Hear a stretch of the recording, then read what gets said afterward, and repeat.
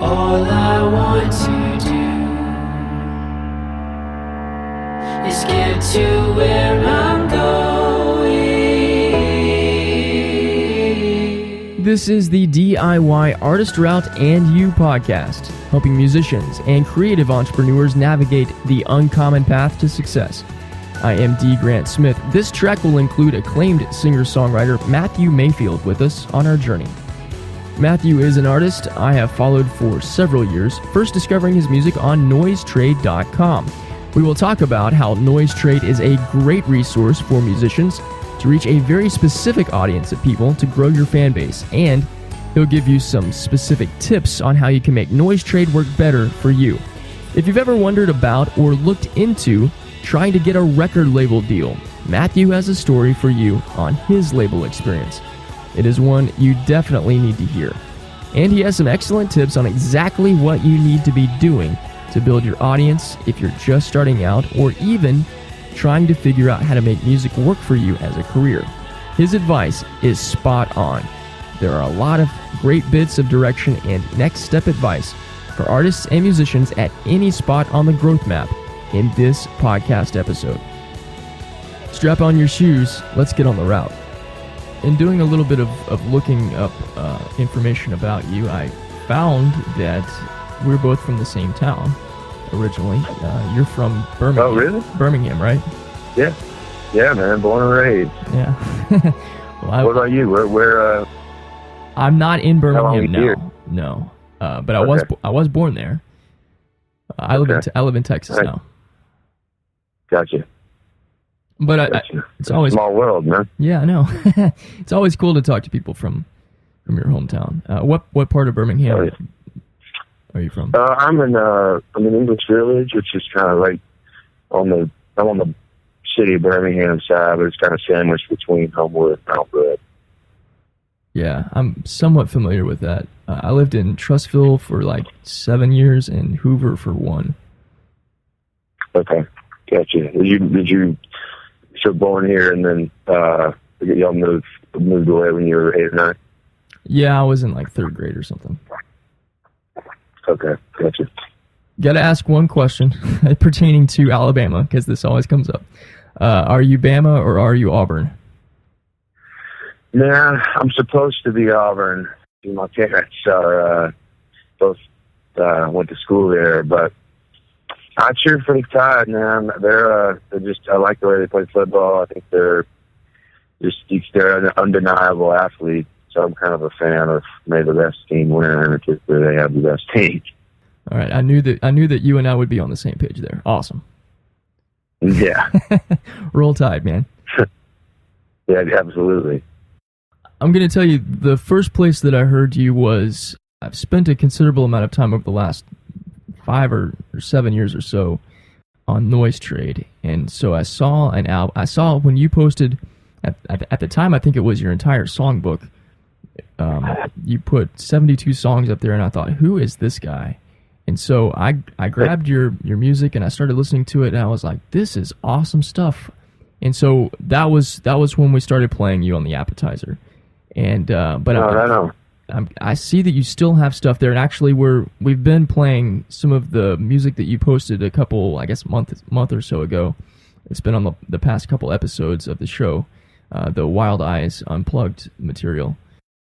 Cool. I'm curious about how, because I hear different things from different artists about their experience with Noisetrade, and I'm curious from you, how has Noisetrade helped you over the past few years? Man, they've been great. When I gave away the whole catalog, it was pretty crazy. I mean, it's a ballsy move, but they have such a massive audience now, and you'll get. I think we did about right around 10,000.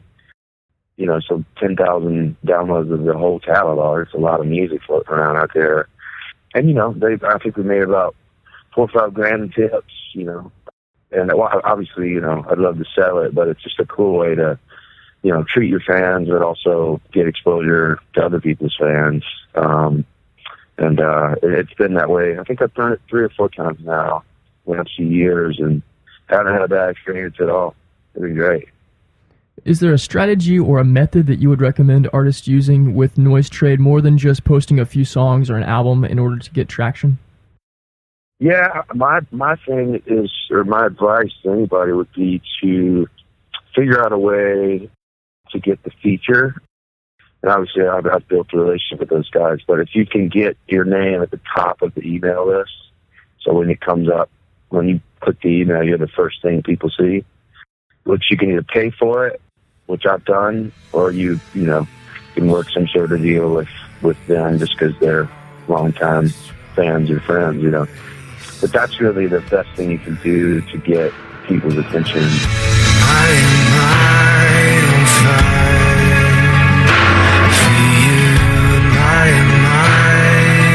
Especially on something that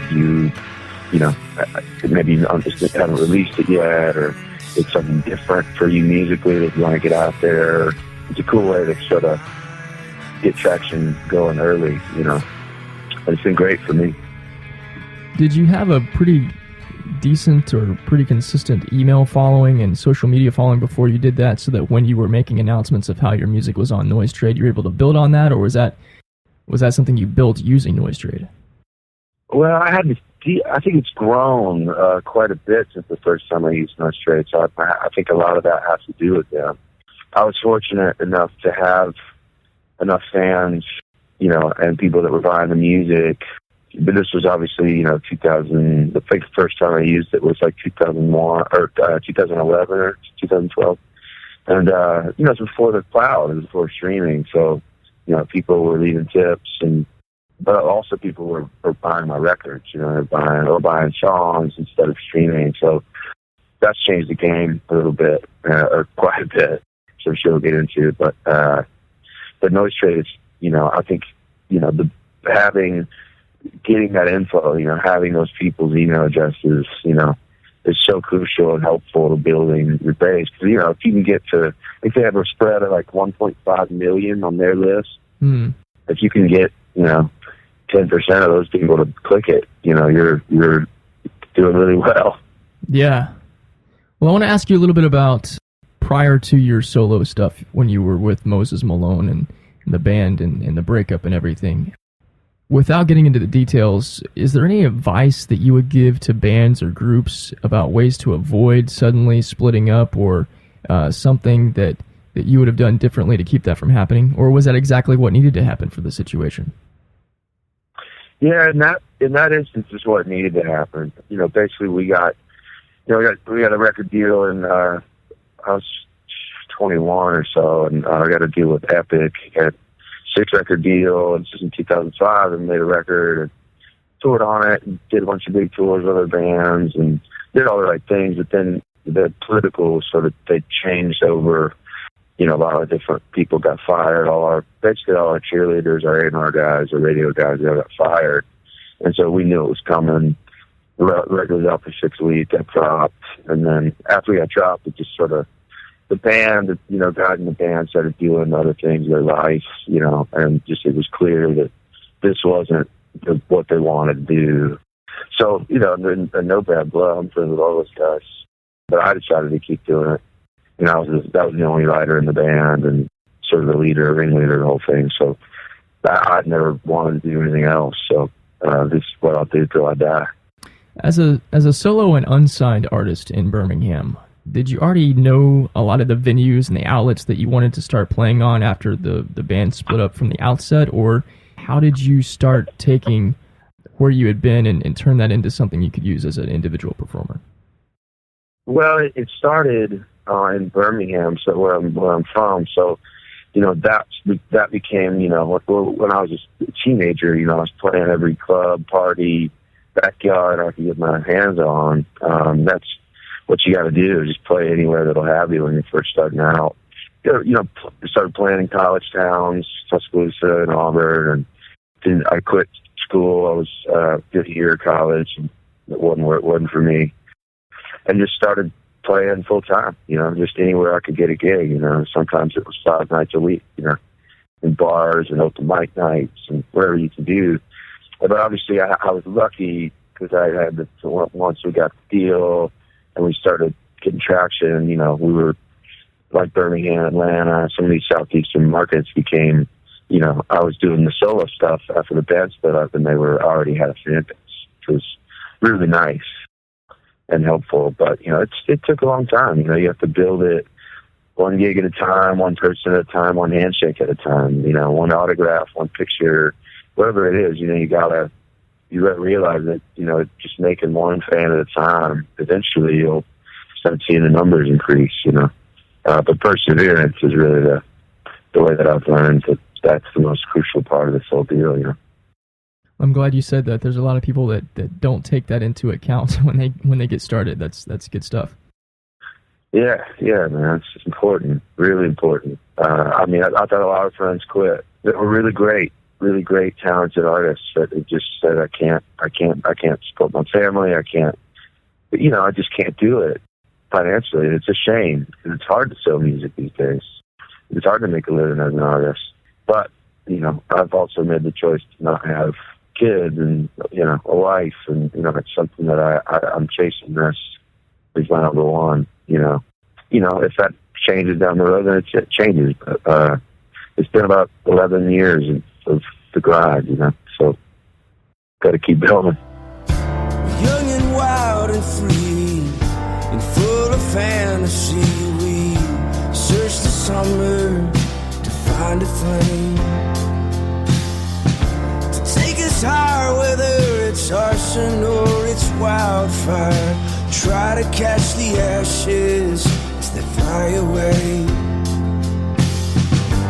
Wicked waves that swell a mile high, yet all of us still wanna ride. And some left hook to the right jaw of the wrong man, and it's our fault. I want to go back and ask you a little bit about being on a record label. Is that something that you would ever do again, having lived a little bit under, I guess, label rules and all that stuff? Or do you want to spend the rest of your career doing things your own way? Well, you know, I'm not opposed to record deals. I mean, I'm definitely not interested in the majors, because the machine will come to you when you need it. You know, I've had friends that have been in bands that have done really well. Like, for instance, the Civil Wars, they were to my good friends, and, you know, when that thing caught fire and just went bonkers, you know, they played their first gig opening for the second gig opening for me at a club in Birmingham, and then, you know, it just exploded. Well, the machine came to them, you know, and they saw the wheels turning, and they were able to negotiate a deal that's fair for them. But nowadays, it's so hard to get a fair record deal. So I would definitely be opposed to the majors, because they have a tendency to screw you over and own you and control everything. But with some of the indies that are great, you know, they're fair. They're ATO is one of them, Single Lock and John Paul's label. You know, some of these bands are really getting great fair deals with the indie labels. So I wouldn't be opposed to that. But I also have done this on my own without a deal for, you know, the last 7 years or so. So I made it work and make a living doing it. So who knows? For artists who feel like the only way they're going to be successful is if they get on a label, what do you think about that?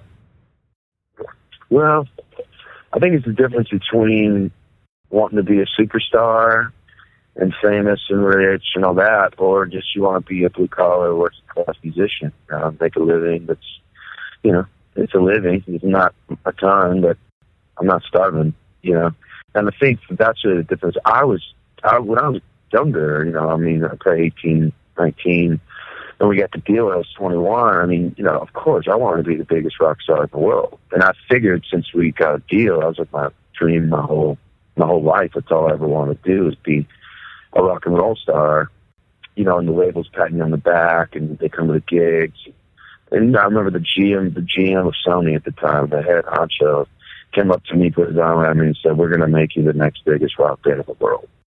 To a 21-year-old kid who just got signed on a major label, like, that's a big deal, you know, and I thought he was for real. And then, you know, a few months later, the record gets dropped, everybody gets fired, including him.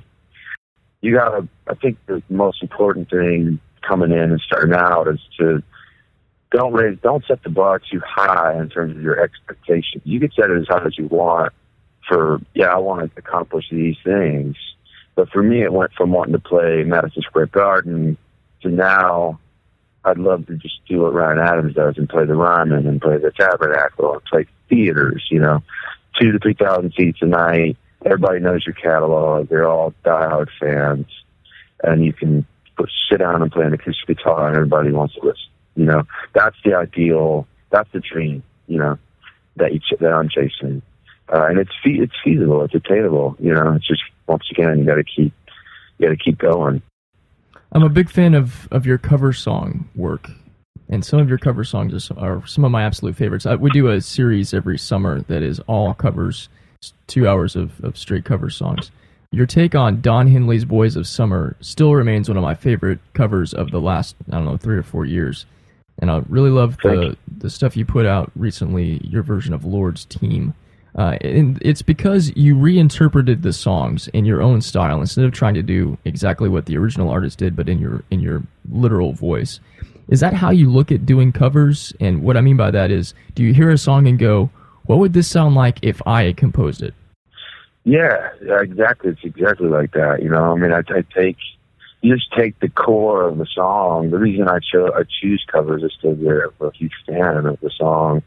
I'd love to figure out a way to do it with my own voice and differently than they did it, because it's just those songs are so good. Teen, for example, such a clever lyric and cool melody, great hook, and I love that song. So you just sit down with an acoustic guitar or piano and figure it out, learn the chords, sort of, especially with Teen, I went in the studio, I just did one pass of me and an jangly electric guitar. And I think we added 2 or 3 little overdubby things, nothing else. Just the majority is just guitar and vocal. Dance and tell. We live in cities you'll never see on screen. Not very pretty, but we sure know how to run things. Living in ruins of a palace within my dreams. And we're on each other's team. I'm kinda over getting told to throw my hands up in the air. And yeah, man, that's, the way I think doing covers for me is a lot of people say, they'll come up at the end of the gig and say, I wish that I would have heard more of your songs and less covers. And I look back, I'm like, wait, there was only half of a tag of one, and one, I did a 14-song set, and there was 1.5 covers, But I think it's cool to do them. I think it's cool. It ropes people in, people in the back that are at the bar, or people that may not know your music that are at the club you're playing. It gets them in. And if you're opening for a big band, it gets those people in, So it's a cool way to sort of bridge that gap, if that makes any sense. Oh, yeah, absolutely. Wild Eyes is your latest album. It's been in fairly heavy rotation on our weekly show. My favorite songs on it are Mess of a Man and Quiet Lies. Do you mind unpacking these songs a little bit and giving us a little behind the music on them? Sure, yeah. Let's see, Mess is it's funny. I wrote that song with the girl that I'd met and fallen in love with in mind. Things have gone down the tubes since then, but I still play it, and it's just one of those songs that it's the wild card on the record because it's a rock and roll song. The rest of the record isn't particularly rock and roll, and that was intentional. But I really fought for that one to make the record with the producer I was with. By the end of it, he was stoked, really glad that I fought for it. Because originally it was on the chopping block. And, really just simple, easy lyric, speaks for itself. Find someone that makes you better. You turn that engine over now, it ain't running so cold. You make me less for man. Make me less for man. What's drunk on the fire you feed? sweet sipping on you. One drop, baby, got me reeling, and you knock me out 1, 2. I'll raise a hand, I win all in, nothing to lose. You save me, you made me less for man, less for mess for man. You made me less for mess for man, less for mess for man. Your loving changed me, baby. You shook me up inside. Took one big fall and you made it alright. And then Quiet Lies is, I started that. I got the company that does my TV film licensing. They approached me about a film, like a scene, in a pretty big film, and they wanted me to write for it. So I started to write it. I think I got the first 2 lines, like, you somehow see inside me when I lay down, just based on the brief that they had given me in the scene of the movie. But then it quickly turned, as it always does, into my personal experience in my personal world. Didn't make the movie because of that, I think, but it also became one of my favorite songs on the record as well. And I tend to open with that song most nights on the road. So, it's been a good one for me. Lines blurred with time in that gray became our light. You see nothing clearly, so it's strong. Deny the feeling. Quiet lies. Whisper, whisper all the time. One more question about the business side of things. You're talking about how perseverance is such an absolute necessity to stay in this game, and how it's so hard to sell music in this world with streaming and everything. How important is it for you as a solo artist to learn about being entrepreneurial in this space? Oh man, it's everything, it's so important that you adapt and not resist, because the people that are trying to fight the revolution are going to lose. You have to realize, look yourself in the mirror and say, all of us, all my friends that are working class touring artists, that aren't huge bands, we all have to look ourselves in the mirror and say, streaming has won, and it doesn't pay, and that's just the reality. So how else can we make money?